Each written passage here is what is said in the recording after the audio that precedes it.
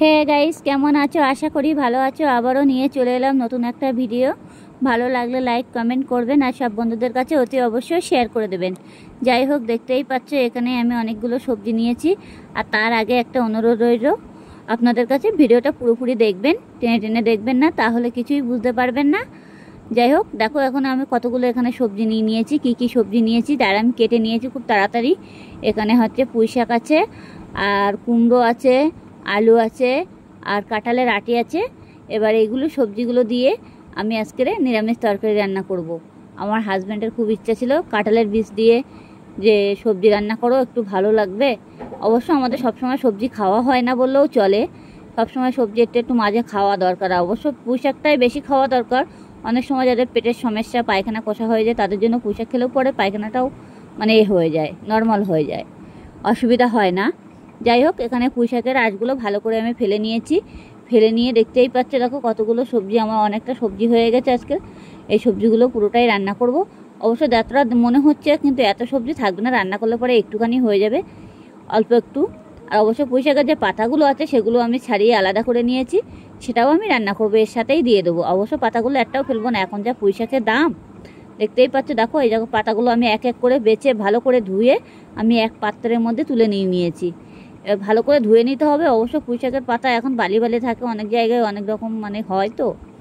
যাই হোক, পাতাগুলো কত সুন্দর জালি জালি পাতা, দেখে এত লোভ লাগছে, মনে হচ্ছে পুরো পালং শাকের মতন। আর পাতাগুলো ভেজে গেলে আরও বেশি ভালো লাগে। যাই হোক, আমি এখন তো ভাজা করছি না, এখন আমি তাড়াতাড়ি করে আমি একটা কড়াই বসিয়ে দিয়েছি। এবার কড়াইটা দেখো গরম হয়ে গেছে। এবার কড়াইতে আমি তেল দিয়ে দিয়েছি। এই যে অল্প তেল দিয়েছি, বেশি দেওয়া যাবে না। যেটি হোক, আমি এখন 5 ফোড়ন দেবো সবজির ভিতরে, বেশি মানে মশলা দিচ্ছি না। যাই হোক, আর সামান্য 2-3 কোয়া রসুন দিয়ে দিয়েছি, তা আবার থেতো করে দিয়েছি। আর একটু অল্প একটু পেঁয়াজ দিয়ে দিলাম। এই যে পেঁয়াজটাকে ভালো করে নাড়াচাড়া করে লাল লাল করে ভেজে নিয়েছি আমি। বেশি কিছু মশলা না দিলেও চলবে অবশ্য সবজির ভিতরে। আর সবসময় একটু মাঝে মাঝে সবজি খাওয়া, মাঝে মাঝে কি প্রায় সময় সবজি খেলে পরে পেটের প্রবলেম ভালো থাকে। সবসময় কি আর মাছ মাংস ভালো লাগে বলো? এবার যাই হোক, আজকের হওয়ার থেকে ইচ্ছা করছে, আমার বরের বারবার করে বলছে যে একটু সবজি করো, আজকে একটু সবজি করো, যার জন্য একটু সবজি করলাম। যাই হোক, আমি এখন এই যে মশলাটা আমার পুরো ভাজা হয়ে গেছে, পেঁয়াজটা কত লাল করে ভেজে নিয়েছি, আর আমার যে সবজিটা কাটা ছিল সেটাকে আমি দিয়ে দিয়েছি। এবার এটাকে ভালো করে কষাই করতে হবে, একদম পুরো কষাই করতে হবে। অবশ্য পুঁই শাকটা কাটার সময় মনে রাখবে, পুঁই শাকের যে আঁশটা থাকবে সেটাকে পুরোপুরি ফেলে দেবে। একদম পুরো আঁশটা গা থেকে ফেলে দিলে পরে তাড়াতাড়ি পুঁই শাকটাও সিদ্ধ হয়ে যায়, আর খাওয়ার সময় দাঁতে বাঁধে না। যাই হোক, নুন আর হলুদ আর জিরের গুঁড়ো আমি পুঁই শাকের ভিতরে দিয়ে দিয়েছি। অবশ্যই এটা আমি তেলের ভিতরে দেয়নি। এবার এটাকে আমি ভালো করে কষাই করব। এই দেখো, লবণ দিয়েছি, হলুদ দিয়েছি, জিরের গুঁড়ো দিয়েছি, ব্যাস। আর কিছু মশলা দেওয়ার দরকার নেই। এর মধ্যে হালকা একটু চিনি দিতে হবে। এখন আমি চিনিটা দিচ্ছি না, পরে দেবো, না হলে ডাটাগুলোর জন্য একটু মানে না সিদ্ধ হয়ে না হওয়ার মতন থাকবে আর কি। যাই হোক, এটাকে আমার ভালো করে নাড়তে হবে। এটাকে নেড়ে নেড়ে একদম পুরো সেজে ফেলতে হবে সবজিটা। যত সবজিটা মানে যত নাড়াচাড়া দেবে তত ভালো লাগবে। অবশ্য মানে দেখো, যখন আমার পাতাগুলো এবার দিয়ে দিয়েছি, পুঁই শাকের যে পাতাগুলো কাটা ছিল সেটাও আমি দিয়ে দিয়েছি। এবার এটাকে ভালো করে নেড়ে ঢেকে দিতে হবে। কিছুক্ষণের জন্য ঢেকে দেবো আমি। ঢেকে দিয়ে এটাকে একদম পুরো পাতাটা সেজে যাবে, পুঁই শাকের পাতাটা একদম পুরো মিশে যাবে, এর ভিতরে গোটা গোটা থাকবে না। যেটি হোক, এখন নাড়া যাচ্ছে না দেখো, তাও আমি একটু ঢেকে দিয়েছিলাম, যার জন্য একটু হালকা ভাবে গেছে। এবার আমি এটাকে আস্তে আস্তে নেড়ে চেড়ে দেবো, আস্তে করে, যাতে পড়ে না যায়। অনেকটা সবজি হয়ে গেছে, দেখাচ্ছে অনেকটা হয়ে গেছে, কিন্তু এটা পরেক্ষণে একটুখানি হয়ে যাবে। সবজিটা এত নাড়াচাড়া দেবো। আর অবশ্য সবজিটা কষাই করতে করতে অল্প একটু হয়ে যায়। দেখো মনে হচ্ছে কতটুখানি হয়ে গেছে, এক কড়া সবজি হয়ে গেছে, দেখো কতটুখানি হয়ে গেছে, অল্প একটুখানি সবজি হয়ে গেছে। যাই হোক, আমি এর ভিতরে এখন একটু চিনি দিয়ে দিয়েছি। এবার চিনিটা দেওয়ার পরে এটাকে ভালো করে নাড়াচাড়া দিতে হবে আবারও সবজিটা। এখন ভালো করে নাড়াচাড়া দিয়ে তারপরে আমি জল দেবো। এখন জল দিচ্ছি না, যেতেই হোক।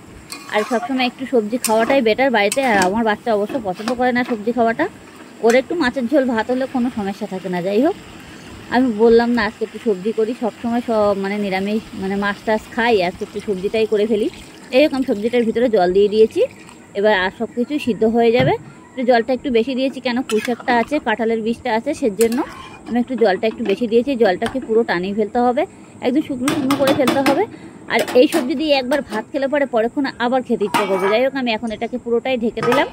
চলো, আমি 5 মিনিট পরে আমি আবারও ফিরে আসছি। এই যে ঢেকে দিয়ে দিয়েছি, দেখতেই পাচ্ছ। এবার আমার দেখো সবজিটা পুরো ফুটে গেছে। আর একদম ঝোলটাও পুরো মরে মরে গেছে। ঝোলটা আর একটু টাইট করতে হবে, ঝোলটা টাইট না করলে হবে না। আর সবসময়ের জন্য মানে এইভাবে রান্না করলে পরে এত টেস্টি হয় কাঁঠালের বীজ দিয়ে সবজি। আর এমনিতে কাঁঠালের বীজটা এত সুন্দর, কাঁঠালের বীজটা কি বলবো। অবশ্য আমার বর কাঁঠাল নিয়ে এসেছিলো, সেই জন্য মানে কাঁঠালের বীজটাই একটু বড় বড়, কাঁঠালটা একটু নর্মালে ছিল, বলতে নর্মালে বলতে কেমন কেমন লট টাইপের, মানে রসালো কাঁঠাল ছিল আর কি। তার জন্য তো কাঁঠালটা আমরা বেশি খেতে পারিনি। তাই যে আমার বর বললো কাঁঠালের বীজগুলো রেখে দাও। অবশ্য কাটতে কুটতেও তো টাইম লাগে না, এর জন্য তো সময় লাগে বহুত পরিমাণে। কাঁঠালের বীজটা একটু কাটতে টাইম লাগবে, খোসা ফেলতে ফেলতে টাইম লাগে যায়। দেখো কাঁঠালের বীজ দিয়ে তরকারি রান্না করলে হেভি স্বাদ হয়। দেখো আমি ঢেলে নিয়েছি পাত্রের ভিতরে, দেখতেই পাচ্ছ অল্প অল্প একটু তরকারি হয়ে গেছে। এই গামলার থেকে বড় গামলায় এক গামলা সবজি হয়ে গেছিলো, এবার ছোটো গামলা ঢেলেছি, অল্প একটু সবজি হয়ে গেছে। দেখতেই পাচ্ছ কালারটা কত সুন্দর চলে এসেছে। আর এইভাবে এই রেসিপি আপনারা ঘরে বসে অতি অবশ্যই চেষ্টা করুন, খুবই ভালো লাগবে। অল্প একটু তরকারি থেকে পুরোপুরি ভাত খাওয়া হয়ে যাবে। দেখেই মনে হচ্ছে কত সুন্দর, কিন্তু কাঁঠালের বীজ আছে। যাই হোক, এখানে ভালো লাগলে লাইক কমেন্ট করবেন আর সব বন্ধুদের কাছে ভিডিওটা পুরোপুরি শেয়ার করে দেবেন।